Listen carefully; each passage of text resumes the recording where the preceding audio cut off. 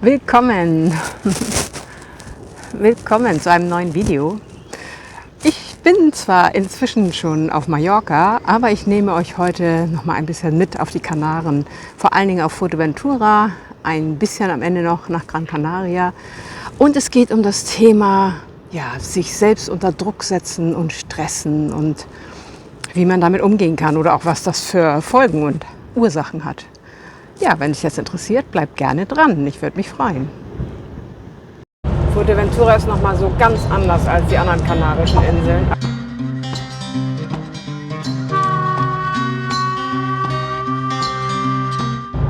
Ich kam mir vor, als wäre ich auf einem Wüstenplaneten gelandet. Also am Anfang habe ich gedacht, nee, das ist ja gar nichts für mich. Also ich liebe ja Grün und nee, also das ist ja überhaupt nichts für mich. Aber als ich dann da so mitten durchgefahren bin, hat das auch einen unglaublichen Charme gehabt. Und ich war ja auch schon mal in der Wüste und das habe ich total geliebt, diese Weite und dieses Nichts. Da war so viel drin. Ich kann das schwer in Worte fassen. Aber so ein Gefühl hatte ich dann hier auch wieder.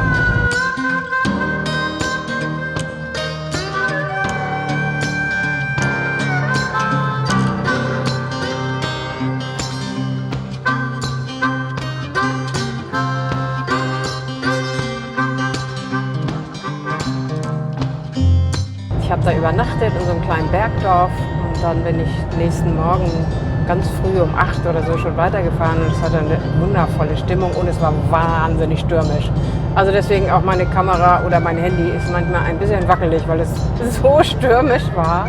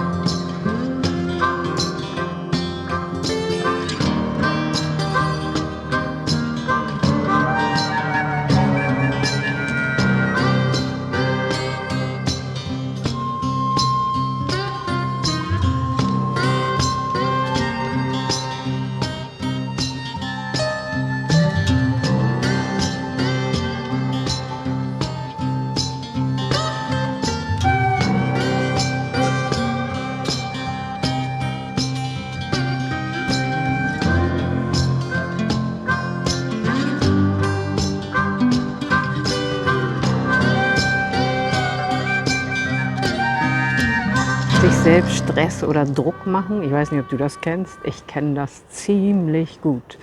Und ich bin dann noch mal sehr konfrontiert hier worden auf meiner Reise und insbesondere auch auf Fuerteventura und auf dieser Rückreise von Teneriffa aufs Festland.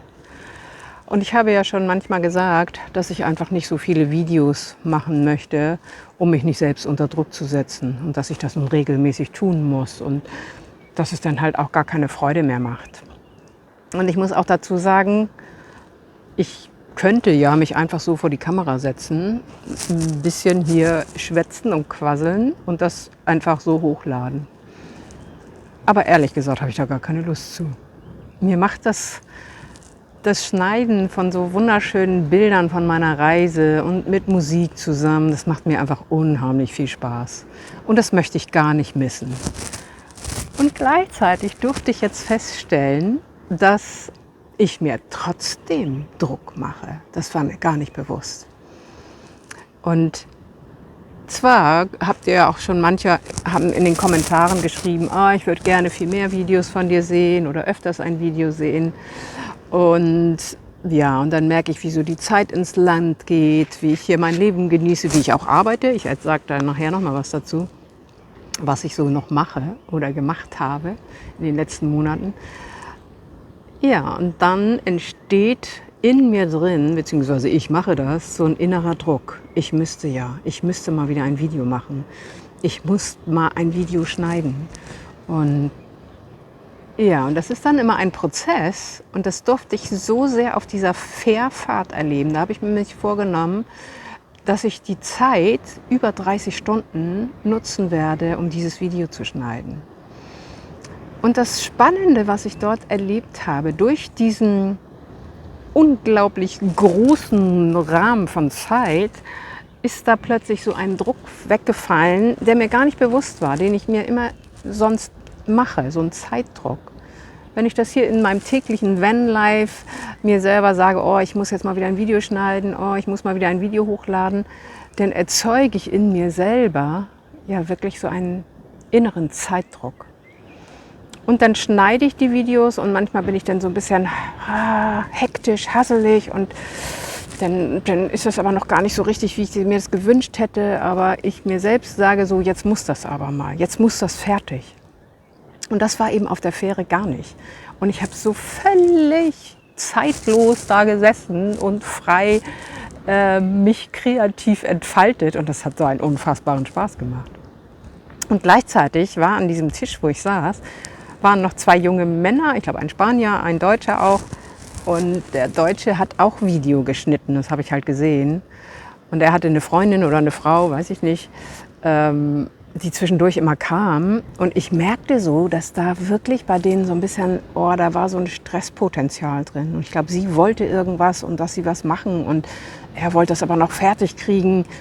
Und ich glaube, er hatte auch viel Spaß daran. Aber durch dieses quasi von ihr erzeugte Zeitdruck, also war da irgendwie so ein Stresspotenzial drin.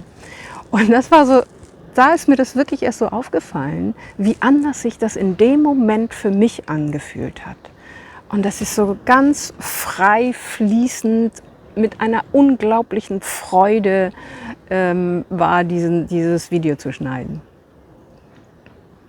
Ja, und das hat mir dann zu denken gegeben. Hupsa, ich mache mir immer noch so viel inneren Druck und Stress, obwohl ja von außen gar keine Stressoren mehr da sind.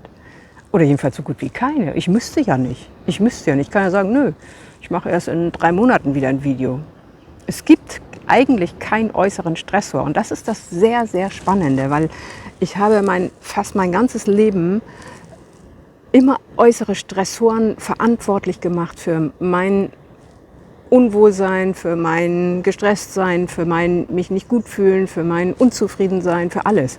Waren immer diese äußeren Stressoren schuld.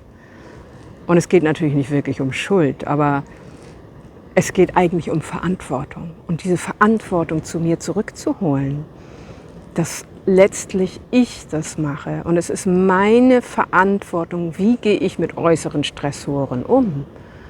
Und deswegen war das so spannend zu merken, äußere Stressoren sind eigentlich gar nicht mehr da, aber die inneren.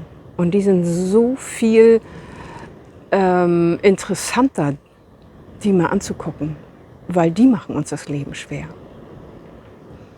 Und was passiert dann, wenn ich so einen inneren Druck aufbaue? Druck erzeugt immer Gegendruck. Und ja, mit diesem Gefühl bin ich Jahrzehnte rumgelaufen, oh, dass da irgend so ein Boykotteur oder so ein Saboteur in mir wohnt, der immer Dinge sabotiert und mich blockiert. Ohne zu merken, natürlich bin ich das selber, aber auch nicht, dass es irgendwie so was Geheimnisvolles da in mir schlummerndes ist, wie so ein Dämon oder wie so ein kleines Ungeheuer, sondern dass das einfach ein Anteil in mir ist. Und das ist so spannend, den rufe ich immer dann auf den Plan, wenn ich mir selber Druck mache. Also ich habe so ein inneres, oh, ich muss das jetzt aber, also so mal sensibel werden für diese Ich muss. Ich muss ein Video schneiden. Sofort rufe ich das Gegenteil auf den Plan. Druck erzeugt immer Gegendruck. Das heißt, da gibt es einen Anteil in mir, der sagt, ich will aber nicht. Ich will aber nicht, so richtig bockig. Ich will aber nicht. Ja.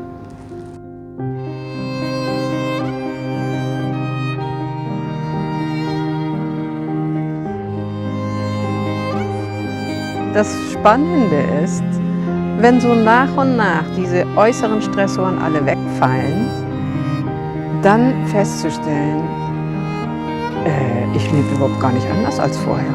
Ich mache mir selber ganz viel Druck und Stress. Und so ist es mir ergangen, das zu merken, durch vor allen Dingen auch, glaube ich, diese Leere und dieses Nichts auf Fuerteventura und diese Weite.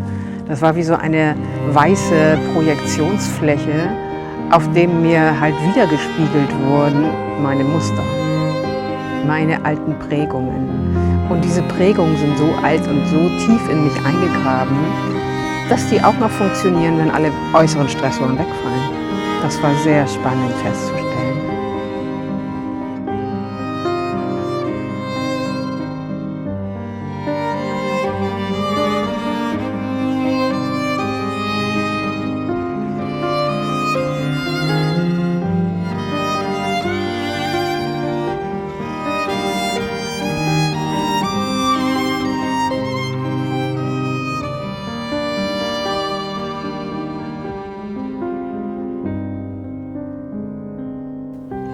Die Strände hier auf Fuerteventura sind auch sehr besonders.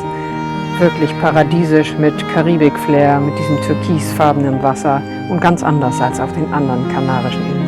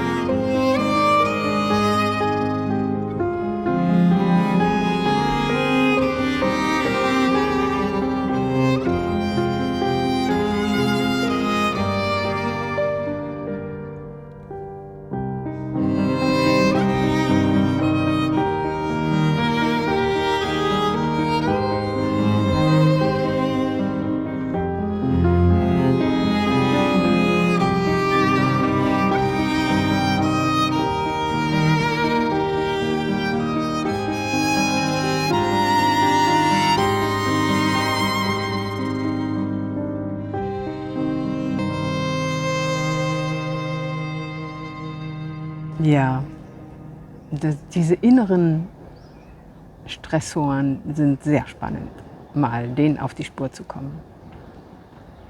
Und die haben alle einen Grund, warum sie entstanden sind. Die entstehen ja nicht einfach so, einfach so. Und eine Ursache oder ein Grund ist mit Sicherheit unser gesamtes Erziehungssystem oder wie wir in die Welt kommen. Wir kommen in die Welt und sind schon irgendwie nicht richtig und nicht gut genug. So erscheint es zumindest, wenn man sieht unsere ganzen Erziehungspraktiken. Also das heißt ja immer irgendwie, oder wir kriegen so subtil immer mit, dass wir irgendwie offensichtlich nicht so richtig sind, wie wir sind und uns woanders hin entwickeln müssen. Und diese ganze Persönlichkeitsentwicklungsszene oder dieser, ich nenne das mal Selbstoptimierungswahn, der gründet genau darauf. Auf diesem, ich bin irgendwie nicht richtig, ich bin nicht gut genug. Und das kriegen wir schon als ganz kleine Kinder eingeimpft. Und das ist natürlich in unterschiedlicher Ausprägung bei jedem vorhanden. Also manche sind da vielleicht ganz gut drumherum gekommen und andere haben das ganz massiv. Aber es hat immer einen Grund, es hat immer einen guten Grund. Und was so hilfreich ist, ist zunächst mal überhaupt erstens das zu entdecken in sich und festzustellen, dem auf die Spur zu kommen. Und dann mal was ganz anders machen. Nämlich mir zutiefst zu erlauben, so zu sein, wie ich bin. Weil die Natur macht keine Fehler. Das Leben macht keine Fehler. Du bist genau so gemeint, wie du bist. Du bist genau so richtig, wie du bist, sonst wärst du nicht so. Und das zutiefst anzuerkennen und zu akzeptieren und mir zu erlauben, so zu sein, wie ich bin, ist ein erster, wertvoller, wichtiger Schritt. Und das heißt noch nicht mal, dass du das gut finden musst. Aber ich meine, du bist einfach gerade, wie du bist, mit all den Schwächen, Stärken, Talenten, Schatten. Du bist gerade so, wie du bist. Und anders sein zu wollen, erzeugt immer Druck. Also zunächst dieser erste Schritt, sich mal zu erlauben, so zu sein, wie wir sind. Ja, das zutiefst zu akzeptieren. Und das Interessante ist, dass dann Entwicklung von alleine passieren kann und auch Veränderung von alleine passieren kann. Und das öffnet auch so den Horizont. Du kannst das einfach mal in dir nachspüren, in deinem Körper, wenn du sagst, ich muss. Das macht total eng. Dann hast du nur noch diesen Fokus auf, ich muss das ja, ich muss, ich muss, ich muss. Und siehst nichts anderes mehr. Und wenn ich mir erlaube, gerade nicht zu müssen und einfach zu sein und mal zu schauen, was ist denn dann noch, das öffnet so den Horizont und lässt viel mehr Möglichkeiten Raum. Und das war das Spannende für mich auf Fuerteventura, in dieser unglaublichen Weite, sei es übers Meer gucken, sei es da über diese weiten Berge und Felsen ohne Vegetation gucken. Es war so eine riesige Leere und ein Nichts. Es war wie so eine weiße Leinwand, die mir so viel zurückreflektiert hat von meinen alten Mustern, aber auch so viel Raum gegeben hat für neue Ideen, für neue Gedanken, für neue Erkenntnisse. Und dann muss ich überhaupt nicht mehr meine Persönlichkeit entwickeln, mich selbst optimieren. Das passiert von ganz alleine. Wie so einen Samen, den ich in die Erde tue, und wenn ich den ein bisschen wässer und nähere und gut behandle, dann wächst er von ganz alleine. Wenn ich da dran ziehe und zupfe, weil er schneller sein soll oder in eine andere Richtung wachsen soll, dann wird er sich wahrscheinlich auch wehren oder eingehen. Und es gibt noch einen Grund, warum ich gar nicht so viele Videos mache. Weil ich nämlich noch eine ganze Menge anderes mache. Erstens kommt mir das Leben immer dazwischen. Das Leben will gelebt werden. Und ich finde das inzwischen so wertvoll, mit dem Leben zu fließen und nicht mit meinen Vorstellungen. Die sind manchmal immer noch sehr begrenzt. Und außerdem habe ich ja immer noch meine Mentorings. Das ist sozusagen meine Haupteinnahmequelle, die 1:1 Mentorings, die ich total liebe, was ich sehr, sehr gerne mache, was mir unheimlich Spaß macht, die ich auf Spendenbasis mache. Und dann habe ich im März mein erstes Community-Treffen gemacht. Ich habe eine Community gegründet, Together for a Better World. Aktuell ist es eine reine Frauen-Community. Es sind ganz tolle Frauen da drin, alles Frauen, die irgendwie auch eine Vision haben und anders in diesem Leben vorangehen wollen und in der Gemeinschaft und ja, dieses Konkurrenzdenken mal aufheben. Und diese Community ist letztlich dafür da, dass wir uns da gegenseitig unterstützen und uns aus uns heraus weiterentwickeln können. Und wenn du den Ruf verspürst, da auch Interesse dran hast, dann kannst du mir gerne eine Nachricht schicken. Dann kannst du mir einfach schreiben, warum du dich berufen fühlst, daran teilzuhaben. Aktuell ist das ja nicht mal auf Spendenbasis, sondern im Moment nehme ich gar kein Geld dafür. Und es nimmt aber viel Zeit in Anspruch. Und ich darf wieder ganz viel Neues lernen, wie ich das technisch umsetzen kann. Und hoffe aber auch darauf, dass es ein Gemeinschaftsprojekt wird. Und das ist mir so ein großes Anliegen, ja, was Neues in die Welt zu bringen. Andere Formen, wie wir gemeinsam etwas erschaffen können. Und ich habe im Zuge dessen, als ich mich mit diesem Video befasst habe, auch die Idee gehabt, da ich nicht so viele Videos mache, könnte ich vielleicht einen Podcast machen. Da gab es auch schon mal Kommentare unter meinen Videos, ob ich sowas nicht mal machen könnte. Und da kam mir plötzlich so der Gedanke, einen Podcast zu machen, der heißt "Und täglich grüßt das Leben". Und wie oft hören wir das nicht und kriegen das gar nicht mit.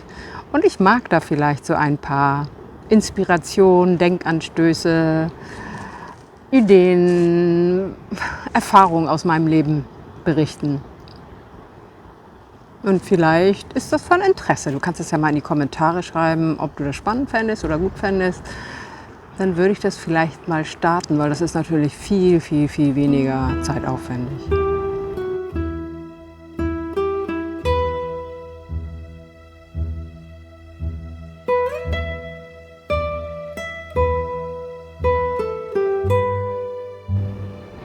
Ja, und das war wirklich spannend. Innerhalb von einer Woche bin ich, glaube ich, 4 Fähren gefahren. Die erste von Fuerteventura nach Gran Canaria war 6 Stunden, völlig idiotisch, weil es gibt eine 2-Stunden-Fähre. Aber irgendwas in meinem Inneren oder meiner Intuition hat gesagt, ich soll die Fähre nehmen. Und es war ziemlich cool, weil es war anscheinend eine Fähre, die nur Spanier nehmen. Es war ziemlich leer auf der Fähre und ich hatte da die Terrasse. Es gab zwei, eine ganz kleine, eine größere, völlig alleine für mich, weil die Spanier, glaube ich, nie rausgehen. Und es war eine wunderschöne Überfahrt. Ich habe das sehr genossen.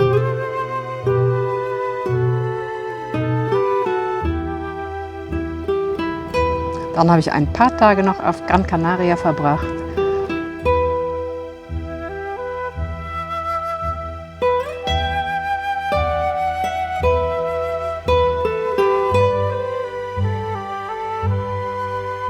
Und schließlich ging es wieder mit der Fähre zurück nach Teneriffa.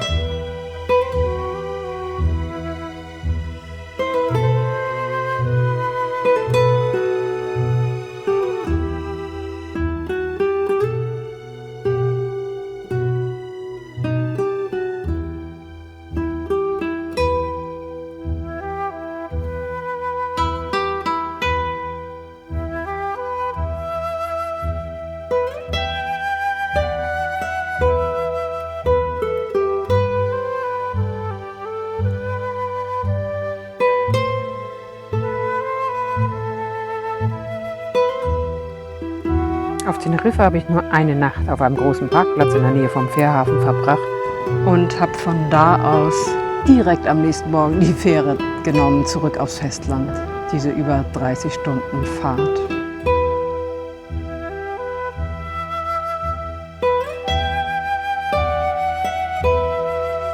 Es gibt ganz viele äußere Stressoren in unserem Leben, gar keine Frage.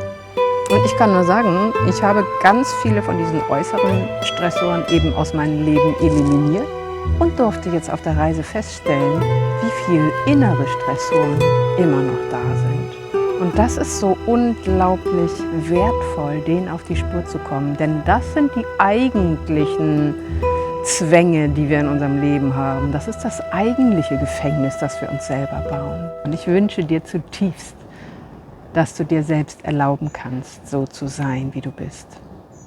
Weil alles andere erzeugt Widerstand, erzeugt Kampf, erzeugt Druck und Gegendruck. In diesem Sinne, ich freue mich, wenn du beim nächsten Mal hier wieder dabei bist.